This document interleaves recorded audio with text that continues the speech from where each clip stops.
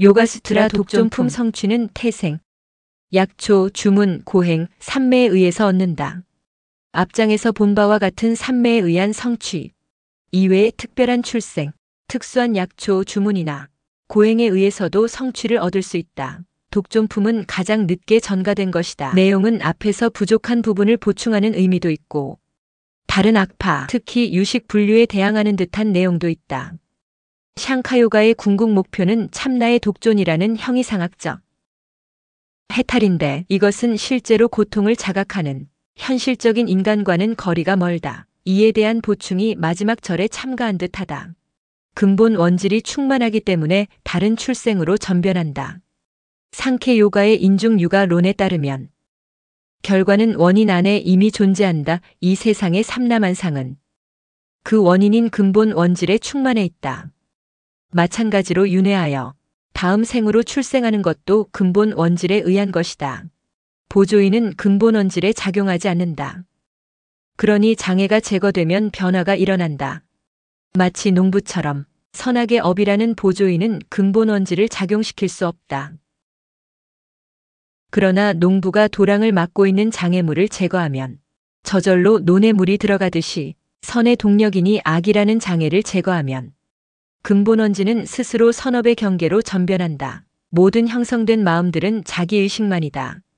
인간이든 축생이든 많은 윤회를 하면 그만큼 많은 마음을 가질 것이다.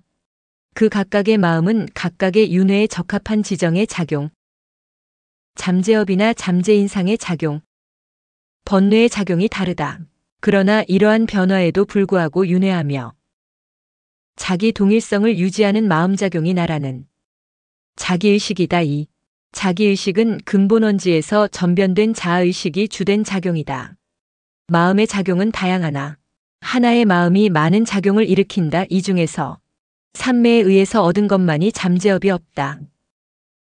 성취는 출생, 약초, 주문, 고행, 삼매에 의해서 얻어진다. 이 중에서 삼매에 의한 것만이 잠재업을 남기지 않고 다른 방법으로 얻은 것은 잠재업을 남긴다. 요가인자의 업은 비백, 비흑이다. 그 밖의 사람들의 업은 세 종류이다. 업은 흑업, 흑백업, 백업, 비백, 흑업의 네 종류가 있다. 이 중에서 흑업은 악인의 업이고 흑백업은 선악에 섞인 보통 사람의 업이고 백업은 선인의 업이다. 이러한 세 종류의 업은 그 업에 합당한 세계로 윤회한다.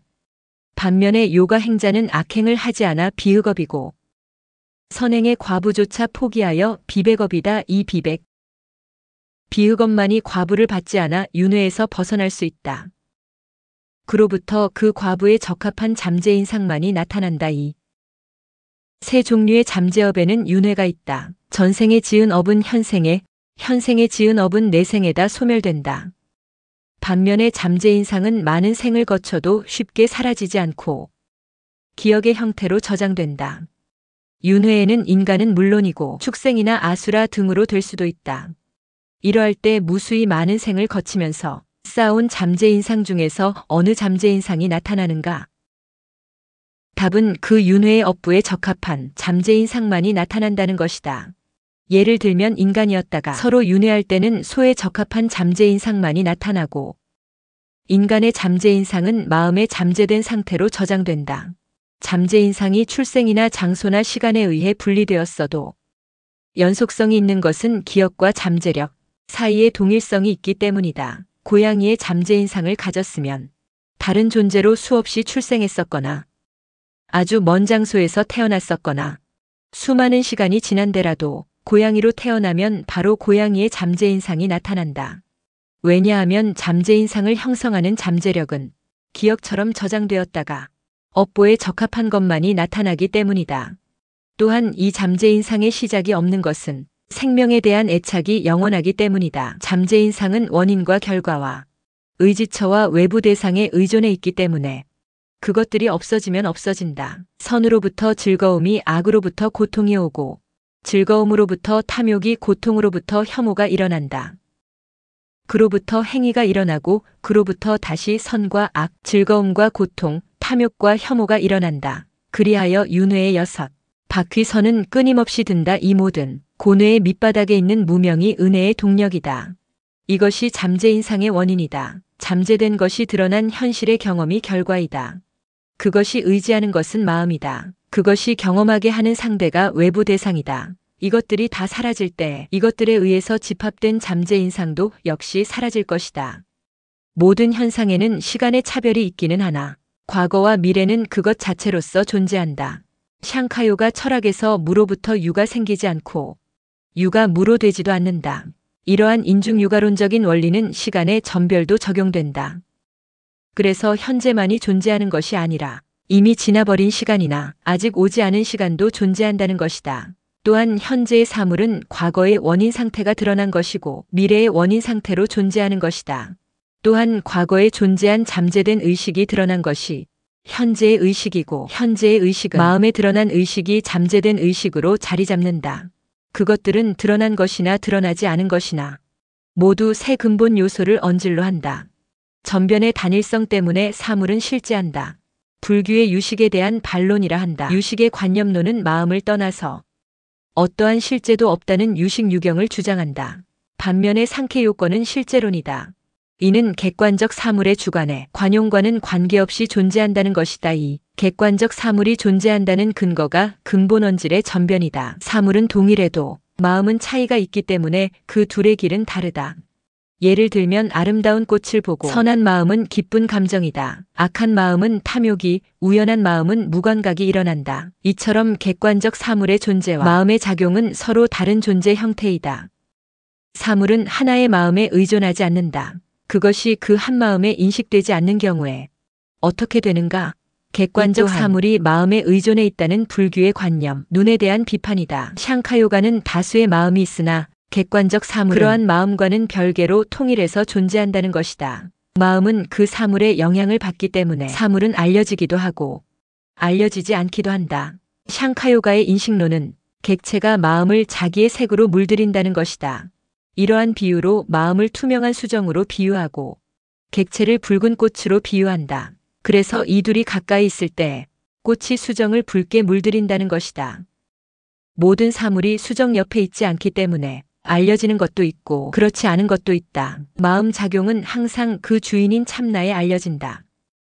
왜냐하면 참나는 전변하지 않기 때문이다. 객관적 사물은 마음에 알려지기도 하고 알려지지 않기도 한다. 그러나 마음은 항상 참나에 알려진다. 왜냐하면 마음을 포함한 세계의 전변한 불변하는 참나의 경험 대상이기 때문이다. 마음은 참나에 보여지는 것이기 때문에 자신을 비추지 못한다. 유식파의 제8식 자증분에 대한 비판이라고 한다. 또한 마음은 동시에 마음과 그 대상을 인식할 수 없다. 모든 마음은 한 찰나의 자신과 인식, 대상을 동시에 인식은 불가능하다. 불교의 찰나 연론자들에 대한 비판이라고 한다. 만약 마음이 다른 마음에 의해서 보여진다면 지각을 지각한다는 무한 서곡과 기억에 혼란이 있다. 만약 한 마음이 나의 또 다른 마음에 의해서 보여진다면 그 마음은 다른 마음에 의해서라는 무한 서곡의 오류에 빠질 것이다. 또한 그 하나의 나에 대한 기억도 무한 서곡될 것이다. 그래서 결정적으로 보는 자인 참나가 필요하다. 참나를 부정하는 불교에 대항하는 내용이라 한다. 대상과 관계를 맺지 않는 절대 정신이 참나이나 지성이 참나의 형상을 취했을 때 자신의 지성으로 자각합니다. 이 내용은 그 밖의 경우에는 보는 자는 마음작용과 같은 모습이다라는 내용을 보충하기 위한 것인 듯하다.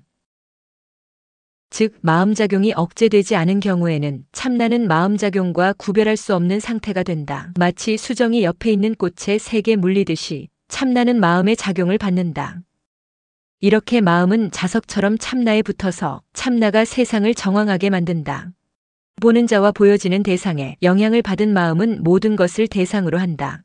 마음은 수정과 같아서 보는 자인 참내의 영향을 받고 또한 보여지는 객관 세계의 대상에 영향을 받는다. 마음은 객관에 대해서는 주관이고 참내에 대해서는 객관이다. 그러나 그것은 본래가 객관이다. 또한 그것은 의식이기도 하고 무의식이기도 하다. 그것은 수정처럼 작용하여 모든 대상을 인식한다. 마음은 무수한 잠재인상으로 다양한 모습이나 타자를 위해서 존재한다. 왜냐하면 복합체로 작용하기 때문이다. 상카 요가 철학에서 모든 복합체는 자기 목적적인 존재가 아니고 다른 존재를 위한 목적이 있다고 한다. 예를 들면 많은 복합체로 이루어진 집이 자신을 위한 것이 아니고 사람을 위한 것이에로 마음은 비록 무수한 잠재인상으로 다양하나 타자인 참나의 경험과 해탈을 위하여 작용한다는 것이다. 마음뿐만이 아니라 만물은 세 근본 유세의 결합 집합체이기 때문에 궁극적으로는 참나의 경험과 해탈을 위해 존재하는 것이다. 차이를 아는 자에게는 자기 존재에 관한 생각을 멈춘다. 차이란 참나와 마음이 다르다는 차이다. 현실적으로 자각되는 나는 참나의 경험 대상이라는 것을 모르기 때문에 나라는 존재는 무엇인가라는 생각을 갖게 된다. 그때 마음은 식별지로 기울어져서 독준으로 향한다.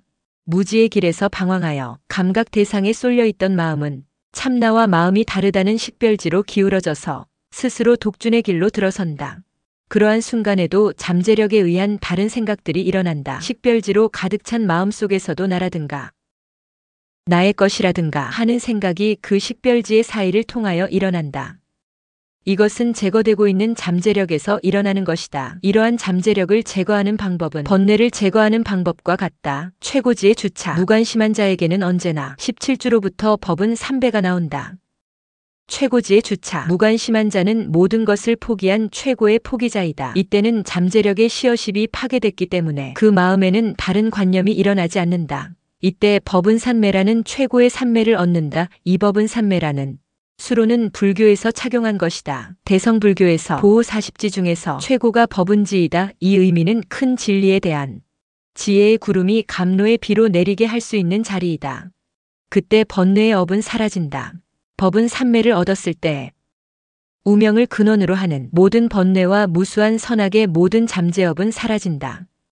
이때가 현상에서 해탈한 것이다. 그때 모든 장애의 오염이 제거된 죄는 무한이기 때문에 알아야 할 것은 거의 없다. 그 결과 목적을 달성한 새 근본 요소는 전변의 약속을 맞이하 그 법은 산매를 얻었을 때는 이미 새 근본 요소는 찬나의 경험과 해탈이라는 목적을 완수한 것이다.